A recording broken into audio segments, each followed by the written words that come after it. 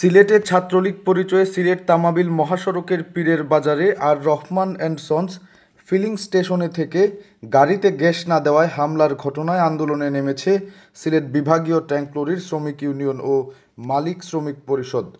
বুধবার সিলেট জেলা প্রশাসক বরাবরে ৬টি দাবিতে স্মারকলিপি প্রদান করে ট্যাংক লরির শ্রমিক ইউনিয়ন ও মালিক শ্রমিক পরিষদ নেতৃবৃন্দ। এদিন সকালে নগরীর সুবানীঘাট এলাকা থেকে হুমায়ুন রশিদ চত্বর পর্যন্ত প্রায় ৩ শতাধিক গাড়ি নিয়ে শোডাউন করেছেন তারা। সিলেট বিভাগীয় ট্যাংক লরির শ্রমিক ইউনিয়নের সভাপতি মনির হোসেন সিলেট ভিউকে বলেন, ফিলিং স্টেশনে হামলায় জেলা প্রশাসক বরাবরে আমরা ৬টি লিখিত দাবি পেশ করেছি। সেগুলো হলো পেট্রোল পাম্প ও সিএনজি ফিলিং স্টেশনের নিরাপত্তা নিশ্চিত করা, মালিক শ্রমিকদের নিরাপত্তা, সন্ত্রাসীদের শাস্তি নিশ্চিত, শাহপরান থানার ওসিকে প্রত্যাহার, ফিলিং স্টেশন ও ট্যাংক লরির থেকে চাঁদাবাজি বন্ধ ও দাবি না মানা হলে petrol pump, CNG station, tank lorry এপি আগামী রোববার সকাল ৬টা থেকে কর্মবিরতি।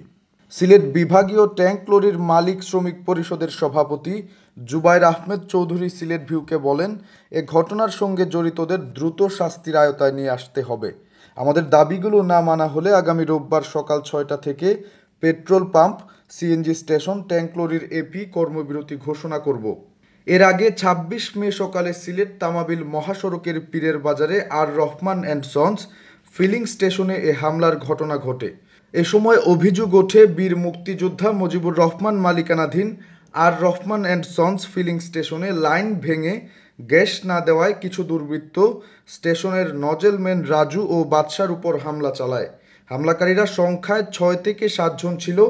তারা নিজেদের ছাত্রলীগের কর্মী পরিচয় দিয়ে জোর করে সিরিয়াল ভেঙে গ্যাস নিতে চায়। এ সময় দায়িত্বরত কর্মচারীরা বাধা দিলে তাদের উপর হামলা চালানো হয়। মারধরের দৃশ্য এবং হামলাকারীদের মুখ সিসিটিভি ফুটেজে রেকর্ড রয়েছে।